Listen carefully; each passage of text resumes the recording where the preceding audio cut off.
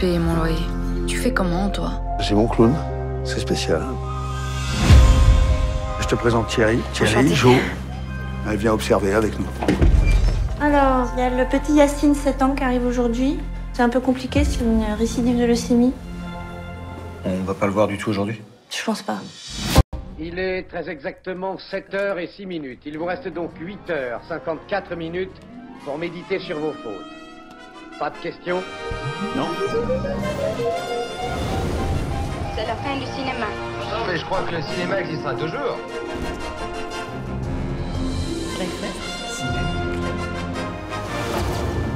Vous seriez pas dans le cinéma, vous? Breakfast Ciné Club.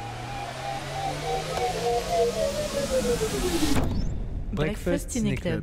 Ah, après le générique le plus long du monde, bonjour à toutes et à tous, soyez les bienvenus dans ce nouveau numéro du Breakfast Ciné Club, l'émission durant laquelle nous vous parlons de ciné tout en prenant notre petit-déj, quelle que soit l'heure à laquelle nous enregistrons. Autour de moi, du café, donc des croissants, des jus de fruits, ainsi que de superbes personnes.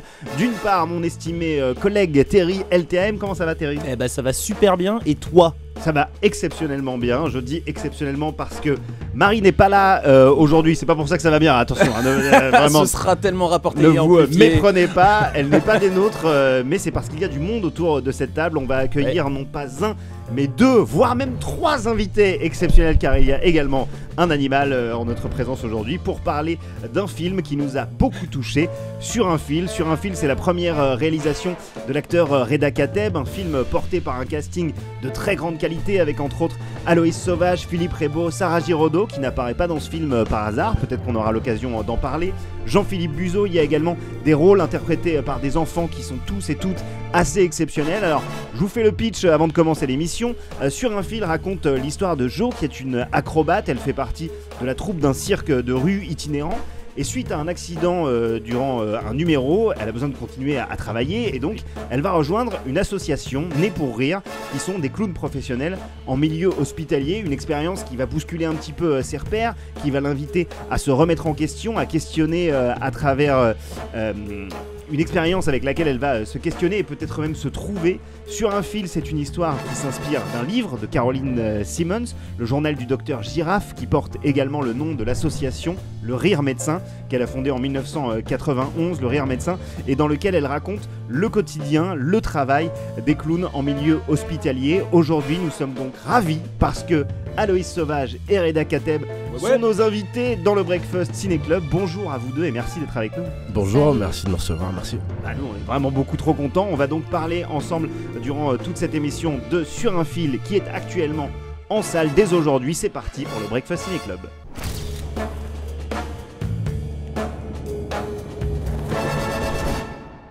Alors, en préambule, on va, parce que c'est ce qu'on fait dans cette émission, pour les gens qui nous écoutent, on donne un petit peu notre avis sur le film que nous avons eu l'occasion de voir.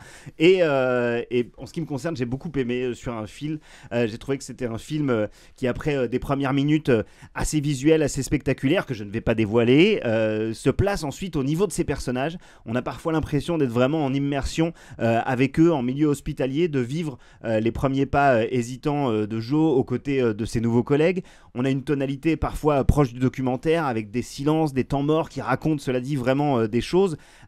Si on sait les observer, ça repose en grande partie, je trouve, sur l'interprétation très très juste des actrices et des acteurs. Ça va jamais vers la facilité, c'est émouvant. Bon, moi, étant parent, j'y allais 2-3 fois, hein, je vais pas vous le cacher. Donc déjà, bravo pour ça. Et je crois que Terry était assez d'accord avec moi en sortant de la séance. Ah, je suis totalement d'accord. Et je tiens à préciser que dans ce Breakfast Ciné Club, il va falloir arrêter de nous faire regarder des films qui nous font pleurer. Parce qu'au bout d'un moment, genre le budget Kleenex, ça devient voilà, c'est un peu technique. Non, mais sincèrement, j'ai vraiment beaucoup aimé le film. Ce qui m'a le plus frappé, c'est qu'on voit que les clowns ne sont pas juste là pour les enfants, mais aussi finalement pour tout donc, le personnel soignant. Ils font partie intégrante du corps médical. Ils font partie de l'hôpital, voilà, et pour le meilleur et pour le rire. Et non seulement les clowns donnent envie de sourire, mais en face, même face à des situations difficiles, mais ils donnent aussi envie de faire sourire. Et ça, c'est assez marrant. Quand je suis sorti de la séance, j'étais en train de me dire, mais attends, comment moi je peux m'engager un petit peu? Est-ce que je peux faire quelque chose? Et c'est beau de pouvoir transmettre ce genre d'émotions. Et en fait, comme si film, on était nous aussi soignés, les spectateurs. Et donc j'ai trouvé ça vraiment trop fort. Je trouve que c'est bien aussi que le film pointe du doigt quelques autres problèmes comme la solitude, la détresse des parents face à la maladie, on en parle assez peu, et même la fragilité des métiers du spectacle. Parce que mine de rien, tout ça part finalement par le problème donc, de manque de sécurité de l'emploi des artistes, l'absence de l'assurance de la compagnie, et quand ton corps est ton outil de travail, comment tu vis quand ton outil est endommagé.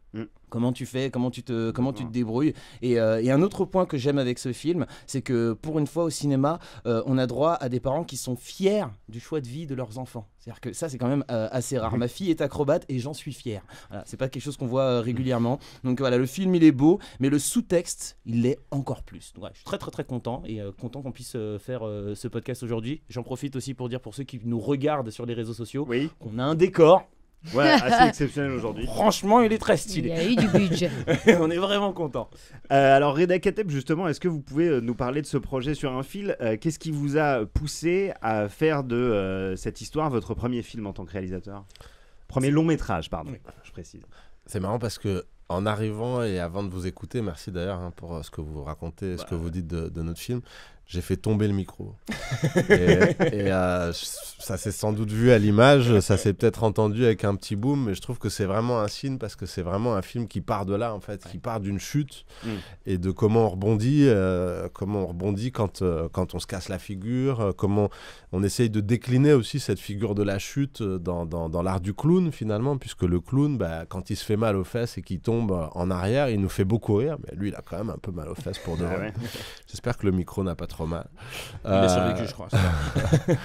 Mais comment est née cette idée? En fait, moi, j'avais pas vraiment d'intention de réaliser un long métrage parce que j'adore être acteur et puis j'ai la possibilité d'explorer plein de choses en tant qu'acteur, encore plus ces dernières années où j'ai pu aussi m'aventurer dans le registre de la comédie, qui n'était pas forcément un registre dans lequel j'étais au début, et des types de rôles extrêmement variés. Mais un jour, un ami qui est le producteur du film, Robin Boefslug, un des deux producteurs du film, m'envoie un livre qui s'appelle Le Journal du Docteur Girafe, écrit par Caroline Simons, qui a fondé l'association Le Rire Médecin il y a 34 ans maintenant. Et ce livre est écrit comme un journal d'une clown à l'hôpital, un récit d'expérience. C'est très simple, mais ça m'a tellement touché, en fait. C'est-à-dire que de chaque page, j'avais des images qui sortaient du livre, quoi. Et puis c'était tellement puissant que j'ai mis beaucoup de temps à lire ce livre. Je lisais 2-3 pages et puis je le reposais parce que les émotions étaient fortes, dans la tendresse, dans le rire, mais aussi dans les larmes, sans jamais de pathos pourtant et sans jamais être dans ce qu'on appelle la tristesse. Moi, ce qui me fait pleurer, c'est pas des choses tristes, mais c'est au contraire comment les gens se battent dans des situations extrêmes comme celle-là et cette dignité de ces gens-là, et notamment celle des enfants qui vivent dans le présent totalement. Bien sûr. Et lorsque j'ai lu ce livre, j'étais en tournage à l'étranger avec Mademoiselle Aloïse Sauvage. Et j'ai commencé dès la lecture à me dire, mais en fait, c'est elle. C'est pour elle que j'ai envie d'écrire. Je vois chez Aloïse l'acrobate, je vois la clown, je vois ses grands yeux, je vois une vitalité très forte, aussi quelque chose qui correspond totalement à aujourd'hui. Elle a quelque chose d'une figure de jeune femme d'aujourd'hui que je trouve, que je retrouve dans la rue, que je retrouve dans le monde et que je vois pas toujours représentée au cinéma. Et donc j'en ai parlé à Aloïse quelques mois plus tard, et puis elle a accepté de jouer dans ce film alors qu'il n'y avait même pas encore de scénario et que l'idée était juste celle d'une acrobate qui va devenir clown à l'hôpital, mais elle m'a dit ok, et c'était extraordinaire parce que du coup avec ma co-scénariste on a écrit pendant 3 ans en pensant à Aloïse sur mesure, en lui faisant lire, en partageant avec elle aussi notre chantier d'écriture. Donc c'est rarement comme ça pour les acteurs. Ça mérite d'être précisé. Si je peux me permettre, justement, on avait un petit programme de questions, mais il y en a une qui vient d'arriver juste rapidement, mais du coup, qu'est-ce qui fait qu'on accepte un projet sans avoir lu le script, sachant que le script il n'est pas encore écrit? Normalement on se dit ouais, j'ai lu le script et je me suis dit le projet il est pour moi, mais alors là hop là, tout il y a encore une chute de téléphone. C'est le leitmotiv. C'était assez évident, il y a beaucoup de choses qui le précèdent en fait. Enfin, moi forcément je le connaissais pas de manière aussi intime, proche qu'aujourd'hui. On est devenus amis et je le considère vraiment comme un grand frère de vie et de cinéma. Mais on se côtoyait, c'est vrai, on était sur ce tournage ensemble et on s'était déjà vus, plus aperçus, mais sur 2 autres tournages. Donc on s'était côtoyés 2-3 fois. Et moi, je connaissais Reda Kateb, l'immense acteur. Donc, quand Reda Kateb, l'immense acteur, te dit qu'il va réaliser un film et qu'il pense à toi, je vois pas trop bien comment t'as envie d'hésiter, quoi. C'est clair. Et puis vraiment, je le dis parce que c'est vrai. Moi, quand il m'a proposé ça, je me suis dit, ok. C'est hyper touchant. Et puis, tant mieux si je peux inspirer quelque chose. C'est hyper gratifiant. C'est un peu mystique. C'est pas que ça vient de nulle part, mais encore une fois, il me voyait un peu de loin. Il m'observait du coup, mais voilà. Et je me suis dit qu'il avait temps de changer d'avis, quoi. Et aussi parce qu'on connaît les difficultés de produire un film, de le financer. Et j'avais déjà eu affaire à ça en tant que comédienne, où on choisit quelqu'un d'autre parce que ça va permettre de mieux, pas de mieux le distribuer parce que c'est exceptionnel ce qui se passe pour ce film, donc je le remercie de ne pas avoir changé d'avis. Mais à l'époque, en tout cas, je me disais, oui, je comprendrais que ce soit plus délicat si tu veux que ce soit moi le premier rôle qui doit faire toutes mes preuves. En gros, tu m'as dit, si on te demande de changer d'actrice pour pouvoir financer ton film, je comprendrais, je t'en voudrais pas du tout. Et je t'ai répondu, ce sera avec toi ou alors ça se fera pas. Je me souviens. Allez. C'est beau. Bon, résultat, le film existe, il sort là. Donc... Voilà, donc il s'est fait. Il s'est fait. Et on va pouvoir le voir. Et il s'est fait. Est-ce qu'il s'est fait en accompagné justement par. Alors dans le film, l'association s'appelle Un nez pour rire. La véritable association fondée par Caroline Simon, c'est le Rire Médecin. Est-ce que cette association a participé à l'élaboration de l'histoire? Est-ce que vous avez beaucoup collaboré avec eux? Totalement. Et sur toute la durée. C'est-à-dire que déjà, après avoir lu ce livre, moi, j'étais pas sûr d'avoir envie de faire un film. J'avais l'étincelle, j'avais le début d'une envie, mais j'avais aussi peur de m'engager dans cette responsabilité-là. C'est beaucoup de temps, beaucoup de travail et beaucoup de responsabilité de réaliser un long métrage, de l'écrire et tout. Et puis aussi, ça me faisait peur, le monde de l'hôpital, et en particulier les enfants à l'hôpital. Et donc, je savais pas du tout si j'allais trouver un bon angle, un bon point de vue, et si j'irais au bout de cette histoire-là. Et donc, quand j'ai rencontré Caroline Simons, on a pris un café ensemble, on était censé passer 30 minutes, puis on est resté 3 heures ensemble. Okay. Je lui ai dit sincèrement, je lui ai dit, j'ai peut-être envie de faire un film qui se passerait dans votre monde, mais je suis pas sûr. Elle m'a dit, mais il n'y a aucun problème, et c'est sans engagement. Par contre, viens à l'hôpital, viens nous observer, et tu verras après si tu as envie ou pas. Et donc, elle m'a ouvert grand toutes les portes de l'hôpital, de cette association. J'ai fait à peu près 6 mois d'immersion, d'un travail d'enquête, d'interview. Et en fait, c'est le premier jour que j'ai passé à l'hôpital Necker, à suivre les clowns, rendez-vous à la cafette en bas de l'hôpital, les transmissions ensuite avec les infirmières, toute la journée, d'une chambre à l'autre. Et ce soir-là, je me suis dit, ok, j'irai au bout de cette aventure et je ferai ce film. C'est marrant, quand t'en parles, je vois le film. C'est vrai, vraiment très marrant. Donc, j'espère que pour les personnes qui sont en train de nous écouter, vous ressentirez un petit peu la même chose. Tu parles des enfants. On peut avoir cette idée que travailler avec des enfants pour faire un film, c'est pas forcément évident. Ça peut être un challenge, ça peut rendre plus compliqué le processus créatif, ou en tout cas, voilà, surtout quand il y a des budgets, des équipes et tout. Comment ça s'est passé finalement? Le travail avec les enfants, ça s'est passé. Ça s'est passé. Ouais, vas-y, Aloïse. Non, c'est déjà que je trouve que les enfants choisis étaient superbement castés. Enfin, en tout cas, ils nous ont. Ils étaient à leur place, quoi. Après, c'est vrai que les enfants sur un tournage ont moins de temps prévu que nous. Mais après, je trouve qu'ils ont été enveloppés, les enfants, d'une manière de mettre en scène ce film, d'une manière de voir les choses qui était celle de Reda, assez formidable. Et tu me dis si je me trompe, mais en tout cas, Reda, il voulait vraiment que sur le plateau, les enfants ne ressentent pas le tournage, les caméras, attention, action, coupée. Et du coup, ils étaient vachement préservés de ça. Donc, il y avait une douceur, un calme. Et quand ils arrivaient, Nous, on était quand même en place, on doit vous dire. Okay. Les caméras étaient en place. En plus, toi, ton personnage noue une relation très particulière avec avec qui ça devient vraiment presque fusionnel. C'est une pression en tant que... Après, c'est vrai que l'enfant qui interprète Yacine, il s'appelle Massil, c'est vraiment un acteur en fait. Bah oui, il est incroyable. Il a juste 8 ans, mais c'est un acteur. Donc là, je parlais même de plus généralement parce qu'on a fait beaucoup de scènes avec des enfants. Donc je disais combien on devait être attentif. Et évidemment que nous, on avait une trame. On savait ce qui devait se passer dans cette scène. En tout cas, le squelette du numéro, par exemple, un petit peu, voilà, ce que Reda voulait voir. Mais après, il nous laissait aussi la liberté beaucoup d'improviser et de réceptionner ce que l'enfant prenait pour lui, disait, et puis qu'on puisse rebondir dans un vrai numéro de clown, en fait, instanté. Et après, pour rebondir juste sur Massil, j'avais simplement en face de moi un acteur comme un partenaire de jeu, hein, franchement, comme tous les autres. Incroyable.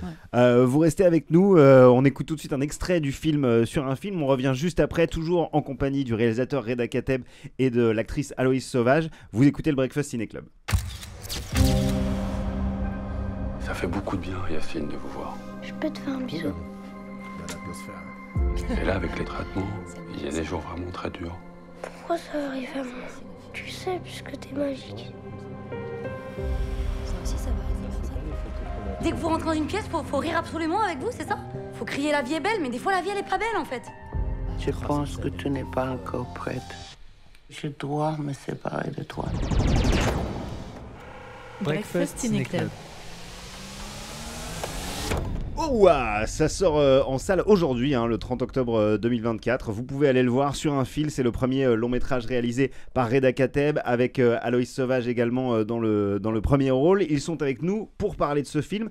Alors, Sur un fil, c'est une comédie dramatique et sociale. Une grande partie du récit se déroule, donc on le disait, en milieu hospitalier. La caméra rase les murs pour filmer les émotions au plus près. Certaines situations sont assez difficiles. On sent que malgré tout, il y a une émotion positive qui prédomine. T'en parlais, Reda Kateb, de jamais tomber dans le larmoyant, dans le misérabilisme. Alors moi, je disais que j'ai pleuré beaucoup, mais effectivement, c'était pas. J'ai pas senti qu'on venait me tirer les larmes comme ça peut être le cas dans certains films de ce genre. Comment est-ce qu'on évite justement ce piège de partir dans ce qui pourrait être facilement, quelque chose d'un peu tire-larme? La recherche, c'était celle de la justesse, quoi, vraiment. Donc, après avoir fait tout ce travail d'observation, je me suis aperçu déjà que quand j'étais près des clowns, quand j'étais dans leur angle à eux, il n'y avait rien de pathos, en fait. Il y avait des situations parfois difficiles, mais qu'en fait, le clown, tout comme l'enfant, était tellement dans le présent et tellement dans le jeu.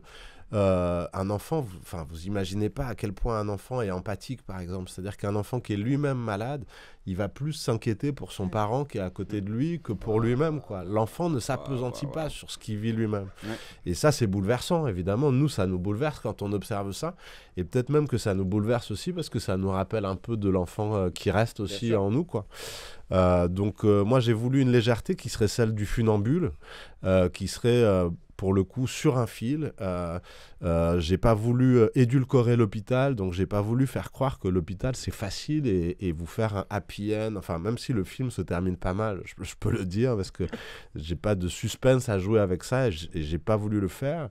Mais par contre, ni de l'édulcorer, ni de pousser dans le pathos, notamment la musique. Il était hors de question d'aller chercher des violons ou d'une musique qui vienne travailler l'émotion, ou alors de jouer sur le suspense ou le chantage à l'émotion de l'enfant malade, va-t-il mourir ou des choses comme ça. C'est pas ça qu'on raconte, quoi. Ce qu'on raconte, c'est des gens qui se battent dans les services hospitaliers, que ce soit les soignants, les familles, ces clowns, ces enfants.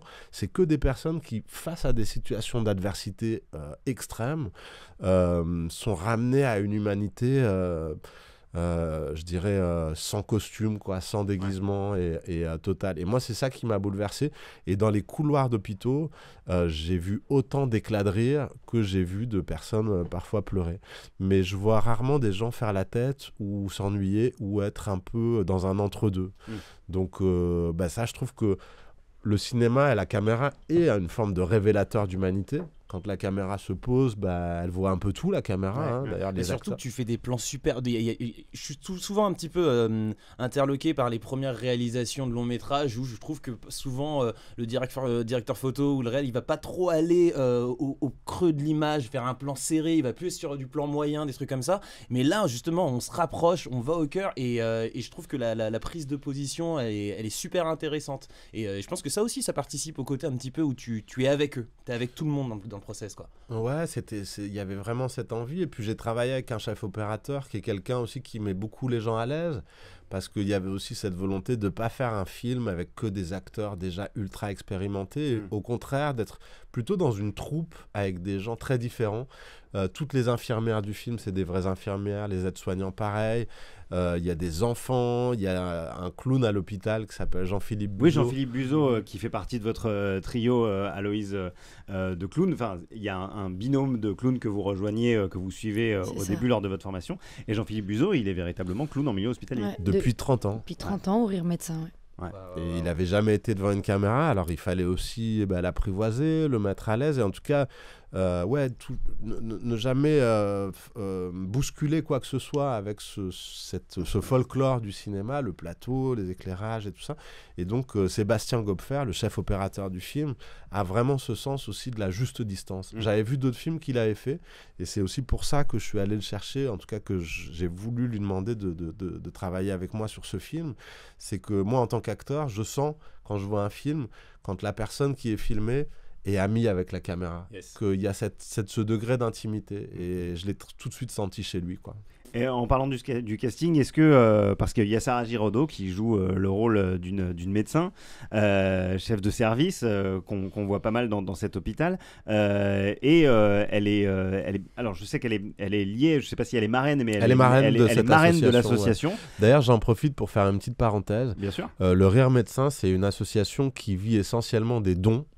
Donc ils ont un site internet, ils ont tout ce qu'il faut, et donner de l'argent à cette association parce qu'ils font un travail tellement essentiel et qui n'est pas aidé par l'État ou quasiment pas. On vous y encourage fortement. Carrément, et donc pour en revenir à Sarah Giraudot, elle est marraine donc de cette association, elle a même réalisé pour Arte, je crois, un reportage dessus.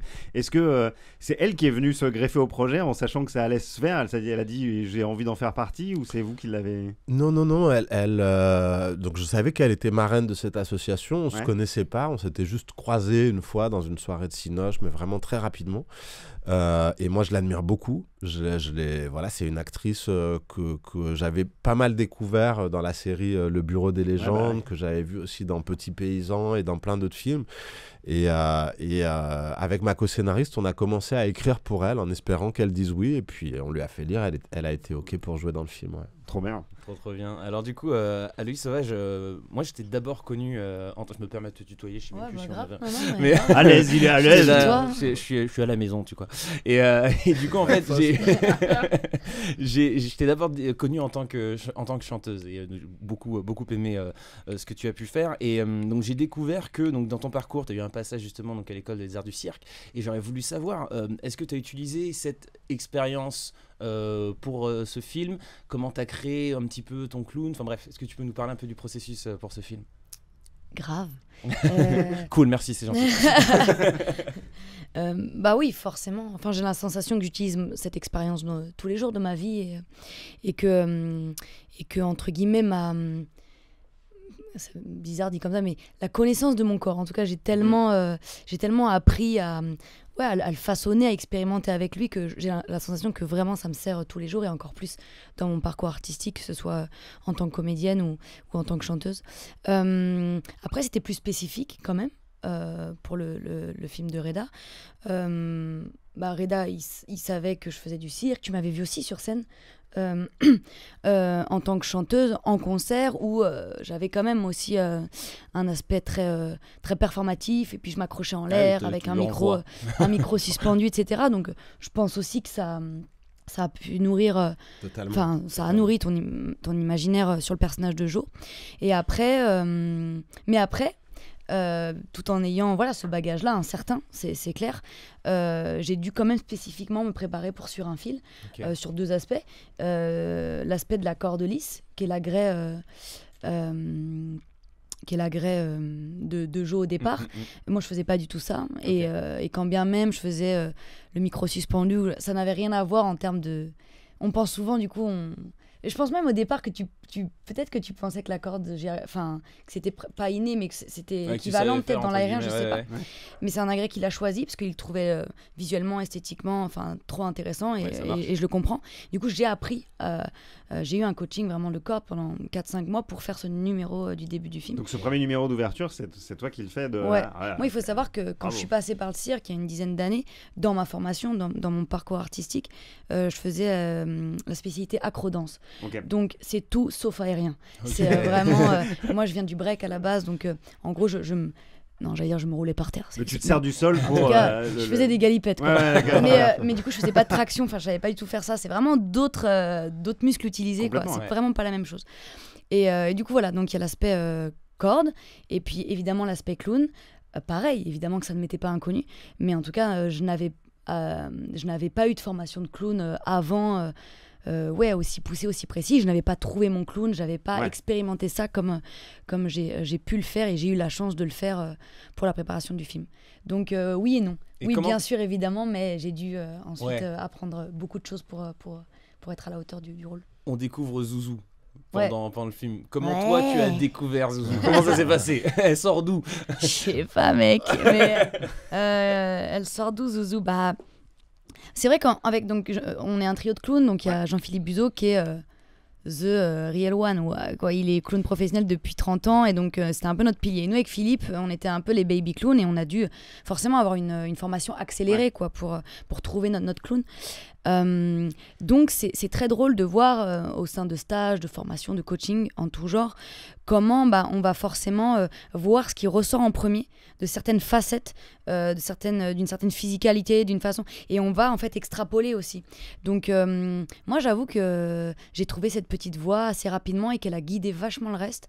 Et après physiquement je suis quelqu'un d'assez énergique quand même, et du coup Zouzou elle avait envie d'en découdre ce petit côté boxeuse qui se retrouve aussi dans le costume, les chaussures, le petit short rouge, et évidemment en lien aussi avec la figure de la boxeuse de Jo au départ, avec ce grand drapé rouge. Enfin voilà, il y a des parallèles.